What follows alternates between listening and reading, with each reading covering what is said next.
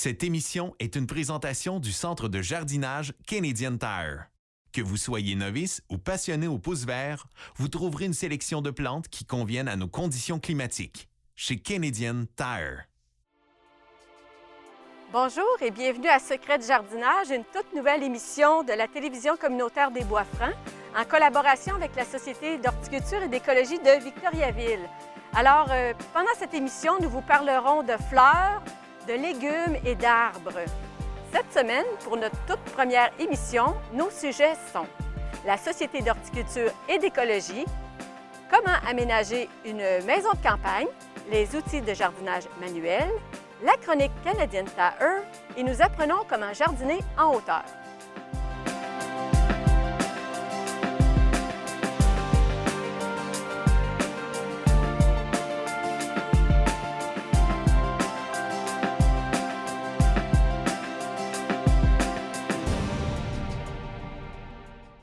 Michel Pellerin et Lorraine Boutin se définissent comme des jardiniers paresseux. Je rencontre Lorraine Boutin qui va nous expliquer comment ils font ça. Bonjour, Madame Boutin. Bonjour. Alors, vous avez connu une expérience de faire un potager classique. Oui. Alors, vous étiez sur terre nue. Effectivement, quand on est arrivé ici, il y a à peu près une vingtaine d'années qu'on a commencé à faire des jardins. On l'avait clôturé avec une petite clôture parce qu'on avait des jeunes enfants.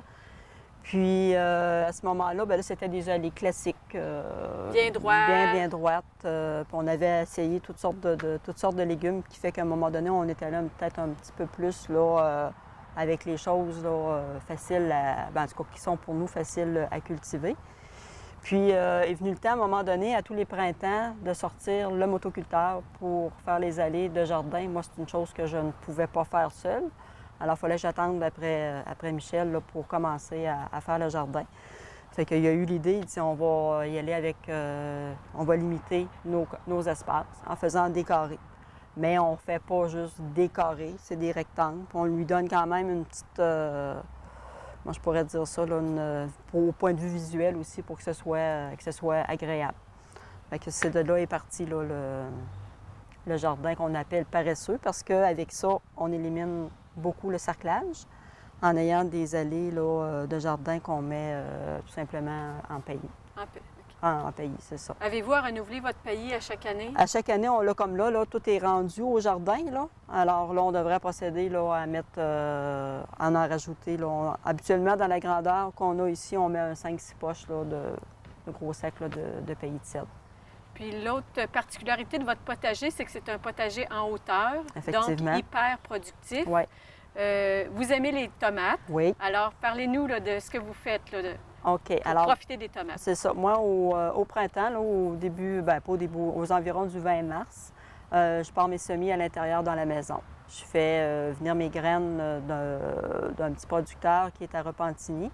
Ce qui est intéressant, c'est que lui a des sachets de graines qui peut avoir seulement 10 graines dans un sachet. Fait que c'est pour ça que ça me permet de faire plusieurs variétés. Combien? Là, présentement, j'en ai 26 parce que j'ai toutes les lettres de l'alphabet pour pouvoir les identifier, parce que c'est beau d'en avoir plusieurs variétés, mais c'est le fun aussi de savoir là, qu'est-ce que c'est comme tomate. Parce que là, je prends des notes à savoir si le plan a été bon, si elle a bien produit, si on a aimé le goût aussi. Et c'est ça. Fait que là, je pars mes semis. Puis quand ils ont 2 feuilles de sortie, la petite tomate, mais là, je les transplante dans un pot un peu plus gros. Et puis là, c'est sûr que ça prend... Je ne prends pas la même terre pour les semis que quand je les rempote, là.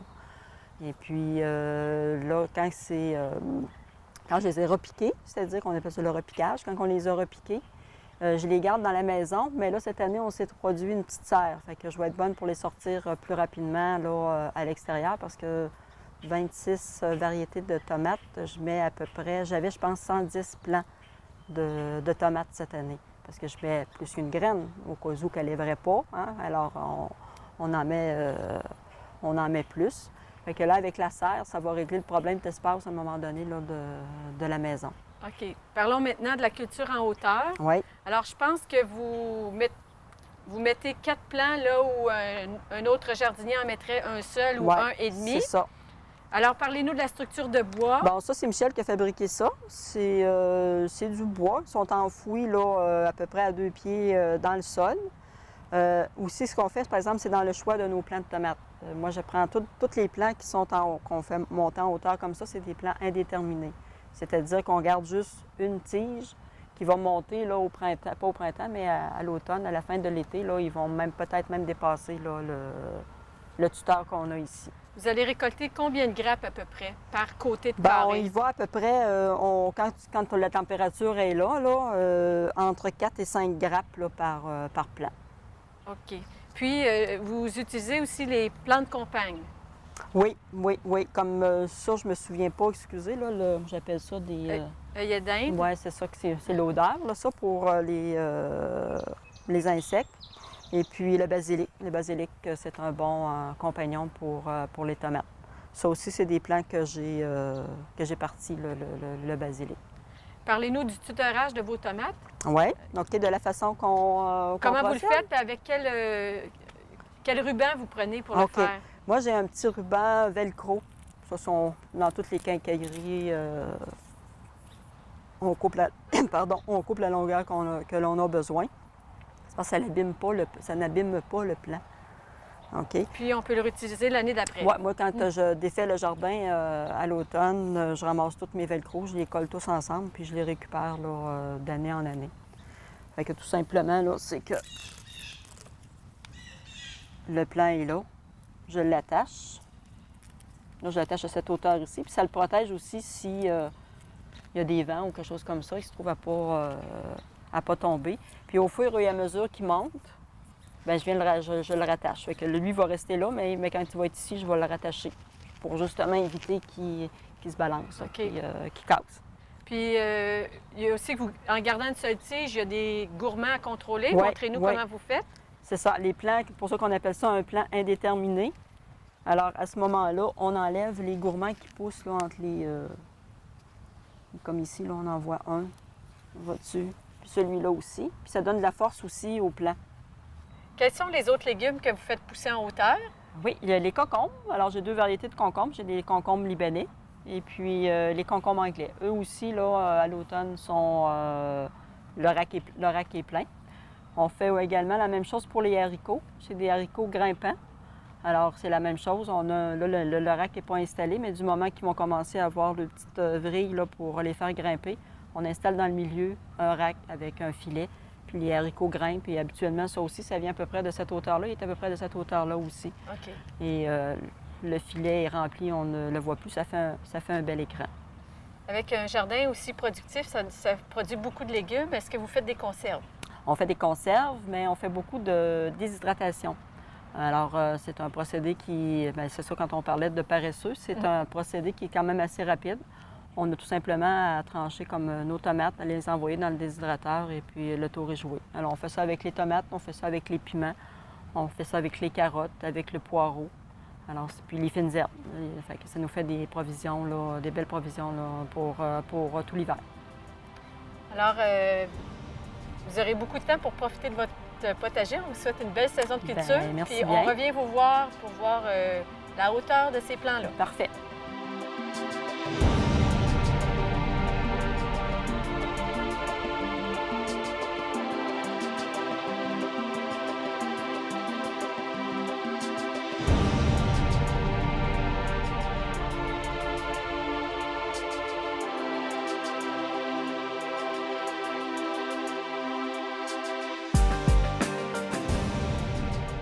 Les jardiniers restent rarement seuls dans leur coin. Ils repèrent qui jardine dans leur rue puis dans toute leur ville.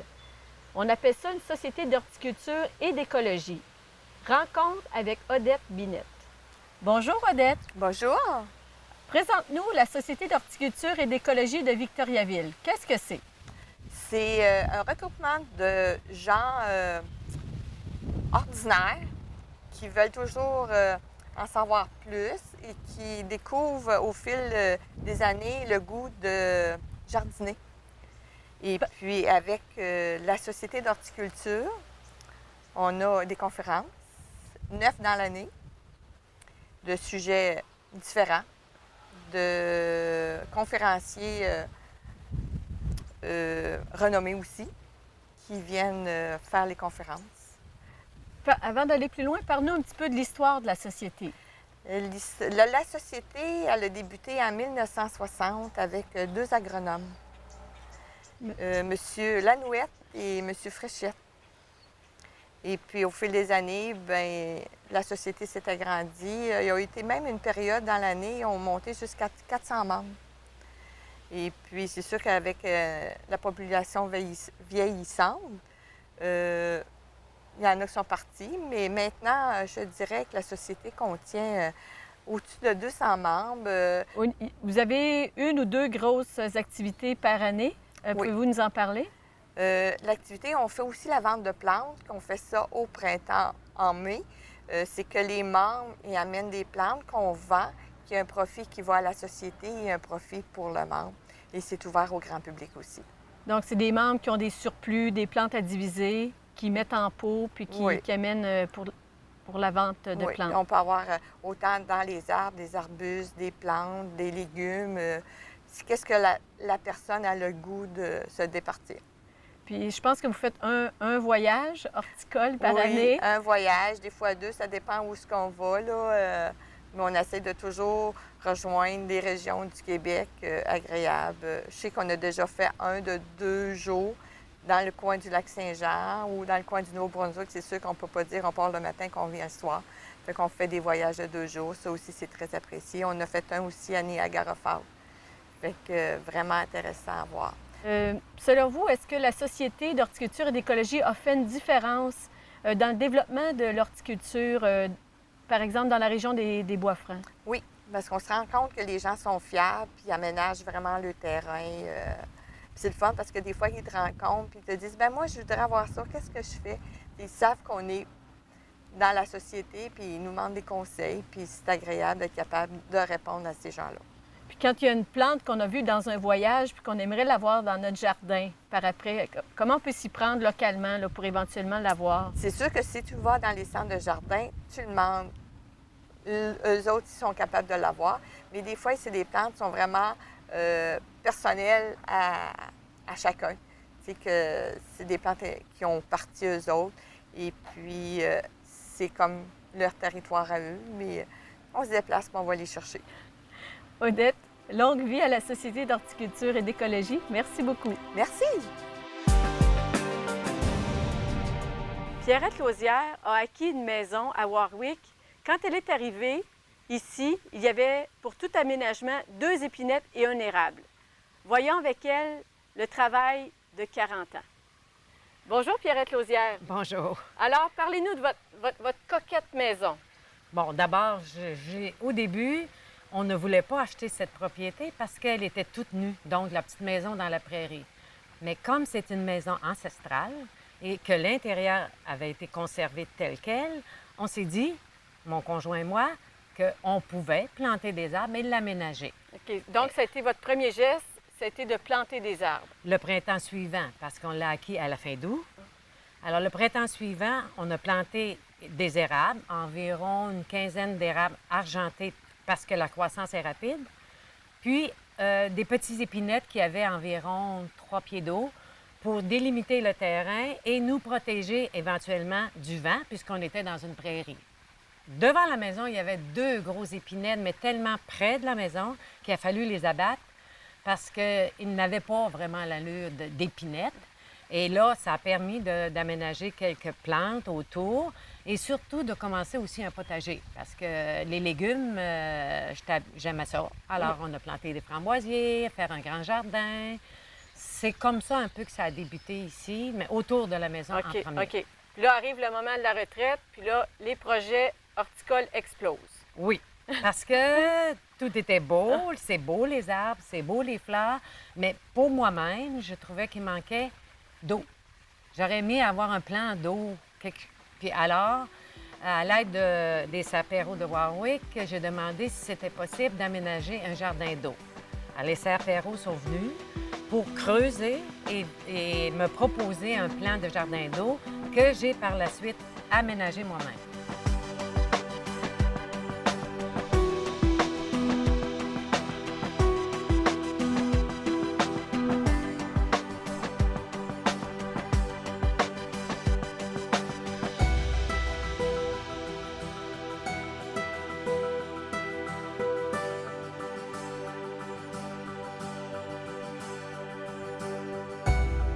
comment avez-vous commencé l'aménagement de votre jardin d'eau?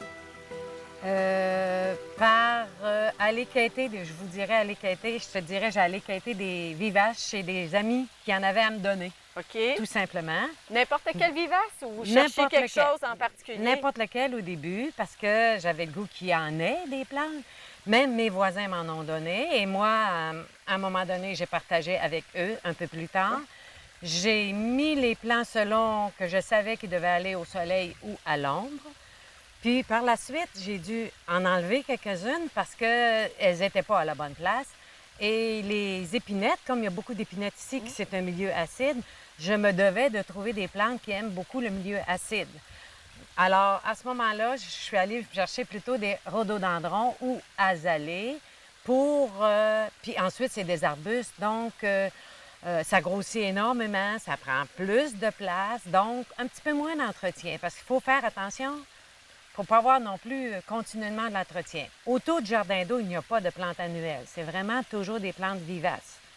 J'ai planté des muguets parce que j'en avais, que j'avais eu de quelqu'un d'autre. Des iris, ça s'est multiplié avec le temps. Des hostas parce qu'il y a beaucoup d'ombre. Et j'avais demandé que le jardin que M. Perrault a fait ait l'air d'avoir toujours été là. Il a très bien réussi parce qu'il est aménagé à côté des épinettes qui étaient déjà là et de l'érable qui était déjà là. La nature vous a même fait des belles surprises, je pense, hein? Oui, elle m'en a fait parce qu'à un moment donné, j'ai découvert certaines plantes indigènes que je connaissais. Je savais que c'était des plantes indigènes. Je ne connaissais pas leur nom, mais je savais. Alors, à ce moment-là, ce que j'ai décidé de faire, c'est d'éliminer les mauvaises herbes qu'il y avait autour pour qu'elles puissent se répandre le plus possible. Et je continue à faire ça aussi. OK. J'ai certaines plantes qui sont apparues, probablement parce que les oiseaux ont semé ces graines-là. Et bon, bien, à ce moment-là, je fais le ménage, mais je les laisse là. Dont les fougères. Les fougères. Fougères, certaines plantes, je ne sais même plus leur nom, mais je sais qu'il y a des petits prêcheurs, c'est indigène. Là, quand je vois que c'est là, bien, j'enlève les autres à côté, puis je laisse pousser. Dans certaines sections de votre jardin, vous appréciez même la présence des plantes envahissantes, hein? Des plantes...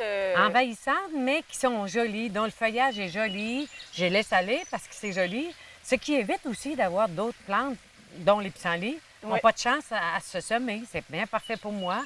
Je m'enlève de l'ouvrage à ce moment-là. Et ça fait moins de gazon à tondre. Moins de gazon à tondre aussi parce que je ne suis pas une tondeuse. Une femme qui aime bien tondre le gazon, non. J'aime vraiment les plantes. OK. Parlez-nous de l'eau. De l'eau dans votre jardin. Il y a deux usages. L'eau, c'est pour moi, c'est comme... D'abord, c'est le champ de l'eau. C'est pour ça qu'il y a deux chutes ici, le champ de l'eau. M'aide à m'endormir. J'avais demandé aussi que le jardin soit placé en bonne direction des vents dominants de l'ouest. Vous avez pensé à tout. Ben oui, j'avais demandé ça pour entendre le soir l'eau descendre, me bercer. Les grenouilles au printemps, elles sont arrivées toutes seules, ce qui est une belle surprise aussi. Dès que l'eau est arrivée ici, les grenouilles sont venues s'installer aussi. Alors, le chant des grenouilles, le bruit des chutes. Vous récupérez votre eau de pluie? Et je récupère l'eau de pluie, même pour le jardin d'eau aussi. Parce qu'on a un puits de surface, on n'utilise jamais l'eau de la maison, on a un puits de surface, mais on recueille l'eau de pluie de l'atelier qui va dans le puits de surface et on remplit par l'évaporation de l'eau, fait qu'il faut parfois remplir les bassins. Bien, on le remplit avec l'eau de pluie qu'on a recueillie. De même que pour arroser mes plantes. Mais je n'arrose jamais les plantes vivaces qui sont autour d'un jardin d'eau. Je n'ai pas de système d'arrosage. Je me fie à la nature. Elle est généreuse à part de ça. Elle est généreuse? Oui.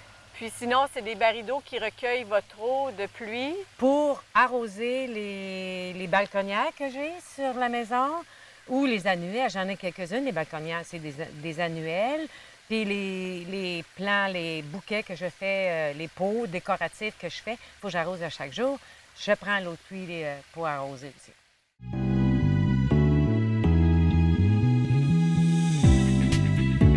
Bonjour et bienvenue à la chronique Canadian Tire. Je viens vous parler des types de terreaux. On commence ici avec le terreau de terre noire. À quoi sert la terre noire? Ça sert à faire du remplissage sur les terrains. C'est pas la terre la plus riche. J'ai ici la terre à jardin qui est un petit peu plus riche. C'est bon pour mettre dans les sols, dans les plates-bandes, dans les rocailles. Ici, j'ai du terreau d'empotage, qui est faite pour empoter des balconnières, des jardinières, des pots, tout ce qui est en pot ici. Ici, j'ai le terreau à base de mycorhize. Il y en a beaucoup qui ne savent pas c'est quoi la mycorhize. La mycorhize, c'est un champignon. C'est un bon champignon qui adhère aux racines, qui favorise l'enracinement, qui ça fait des plus belles plantes. Ici, plus loin, j'ai du terreau à contenant à base de polymère. La polymère, ici, c'est une gélule qui maintient l'humidité, qui aide la plante à garder plus son eau. C'est bon pour faire des plus belles jardinières, des plus belles plantes. Alors voilà, c'était la chronique Canadienne Tower. Bonne semaine à tous. Merci. Les outils manuels rendent de précieux services aux jardiniers. Je rencontre Ghislain Jutras, enseignant en horticulture biologique au département d'agriculture du Cégep de Victoriaville, qui nous présente les outils manuels en nous expliquant leur petit nom et comment on peut s'en servir. Bonjour Ghislain. Bonjour Guylaine. Alors aujourd'hui, tu nous parles d'outils pour désherber. Tout à fait. Dans ces outils-là ici, finalement, on a deux catégories. On a les outils avec des dents et on a les outils avec des lames. Tout dépendant du type de mauvaise herbe qu'on veut contrôler, on va choisir un outil différent. Donc, on pourrait d'abord parler des stades des mauvaises herbes. Ici, j'ai pris 3 fois la même mauvaise herbe, hein, qui est du chou gras ou du chénopode. On l'a ici au stade de quelques feuilles, un petit peu plus grand. Et dépasser la plantule, bien, on a ici une plante qui est bientôt prête à se reproduire. Les graines commencent à se former. Donc, en fonction du stade de la mauvaise herbe, bien, on va aller vers des outils qui sont plus ou moins agressifs. Il faut penser aussi au stade de la culture. Si on a une petite culture, il faut faire attention de ne pas prendre un outil qui va amener beaucoup de terre sur la culture. Si on a aussi une culture avec des feuilles, des laitues, on ne veut pas envoyer de la terre dans la laitue. Donc, on va regarder les différents outils puis voir lesquels vont nous donner les effets escomptés. Alors, première chose, si on regarde les outils à dents, donc les deux premiers ici, hein, c'est des outils qui vont faire un travail plus d'arrachage, comme si vous étiez avec votre main. On peut y aller sur des plantes qui sont un peu plus âgées. Et c'est des outils qui vont finalement déplacer du sol, mais pas trop. Okay? Si on prend ici un outil à lame qui a une grosse plaque ici, comme on appelle une pioche, ça peut faire un travail similaire. La différence, c'est que l'outil ici va déplacer beaucoup plus de sol, okay? Tandis que lui ici va faire un travail similaire, mais va déplacer moins de sol parce qu'il va en passer entre les dents. Donc, c'est un outil ici qu'on peut utiliser pour désherber des mauvaises herbes qui sont finalement presque qu'à maturité, quoi qu'on vise désherber finalement au stade le plus petit possible. Okay? Donc, qu'est-ce qu'on a comme outil pour des mauvaises herbes qui sont plus petites, donc au stade fil blanc, cotylédon ou bien plantule? On peut y aller avec des outils à lame. Pas les premiers que j'ai montrés ici. Ça, c'est des outils, c'est sûr, qui vont détruire les petites mauvaises herbes, mais ils vont peut-être déplacer trop de sol pour rien. Hein? On est jardinier paresseux. Si on a la chance de déplacer moins de sol, bien, pourquoi pas, pour un même résultat. Votre outil préféré, je pense. Oui, ici, ces deux outils-là, un peu en forme d'étrier, sont constitués d'une double lame. Comparer les outils ici qui n'ont qu'une lame, ici, on a une lame avant et une lame arrière. Même chose pour la houe oscillante ici. C'est le nom de l'outil, houe oscillante? Oui, dans ce cas-ci, on l'appelle oscillante, celle-ci, parce qu'elle a un mouvement de va-et-vient. Et lorsqu'on l'utilise dans le sol, on va-et-vient et on fait osciller la binette. Celle-ci, qui est en forme d'étrier, n'a pas le mouvement d'oscillation. Un travail similaire, cependant, elle va rester beaucoup plus en surface du sol. Lorsqu'on va passer, c'est un outil qui ne va pas aller très creux dans le sol. Ici, la houe oscillante va permettre d'aller plus creux dans le sol sans être trop creux. Si on veut vraiment aller à des profondeurs plus importantes, si on a des racines qui sont plus profondes, bien là, il faudra utiliser les outils que j'ai présentés au départ avec les outils à dents ou avec des outils à lame, mais plus gros. Donc, voilà quelques caractéristiques. Il y a ici l'outil que je n'ai pas parlé. En fait, dans tous les outils, c'est lui qui fait... Il y a de l'air bien méchant, là. Oui. Moi, je l'appelle la belette. Mais en fait, c'est le plus... c'est l'outil le moins agressif, finalement.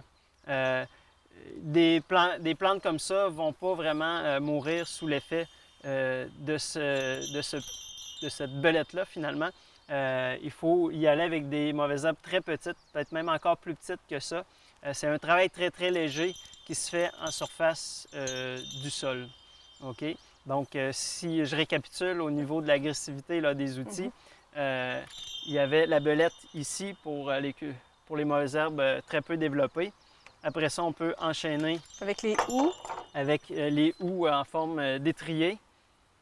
Et par la suite, on peut soit y aller avec des outils à dents, style griffe finalement qu'on appelle, ou bien des pioches qui peuvent être de différentes grosseurs en fonction de la quantité de sol qu'on veut déplacer. Les pioches vont servir également à renchausser les pommes de terre. Alors, en terminant, parle-nous de ton, comment l'appelons-nous, un monstre ou un outil sur roue? Finalement, c'est la houe oscillante, mais sur roue. Disons que c'est peut-être mon favori de tous les outils. Dès qu'on a des superficies un petit peu plus grandes, on peut utiliser la houe oscillante sur roue. Donc, c'est le même principe dont j'expliquais, donc le mouvement d'oscillation. On peut installer un seul étrier ou deux étriers. On peut même les distancer ici pour faire de chaque côté de la culture en même temps. De la façon qu'ils sont disposés ici, on n'a pas d'espace pour passer une culture, mais on pourrait les distancer et y aller d'un seul coup de chaque côté de la plante, tant que la plante n'est pas trop haute non plus. C'est voilà un beau tour d'horizon des façons de désherber nos potagers. Merci beaucoup, Gilles Saint-Jutras. Ça fait plaisir. Nous espérons que vous avez apprécié cette émission. La semaine prochaine, un patenteux nous présente sa pyramide de fraises. Cette émission était une présentation du centre de jardinage Canadian Tire, où vous trouverez les outils pour transformer votre cour et votre jardin. Gants, équipements de protection, matériel à moteur pour les projets, paillis, accessoires pour embellir votre cour.